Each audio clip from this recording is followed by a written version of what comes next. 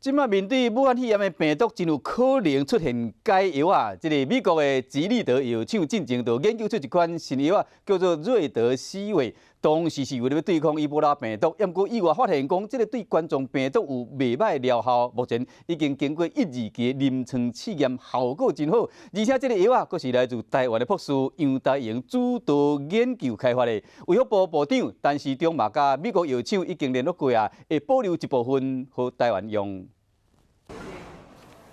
武汉肺炎疫情不断的扩散，较增加死亡人数嘛无停的增加。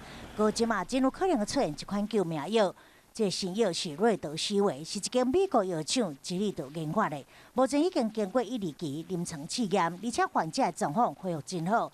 美国嘛甲这款药物分享给中国，这个药物是由台湾的博士杨大营主导研发。当然，任何新药是不是有没有效果，还是要经过一些相关的验证。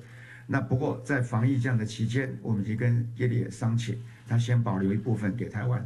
除了等待解药服药嘛是重要关键。中原医研究员何美香讲，想要靠隔离病人阻断病毒传播是真困难的，他接洗手才是关键。在这个室温，它可以存活非常的多天，3天、4天、5天，洗手是比较重要的。那这个飞沫就是需要口罩的时间并不多。专家讲，只有医护人员需要长时间挂嘴安，呼吁民众唔通抢买，要相信台湾的防疫，甲嘴安留予需要的人。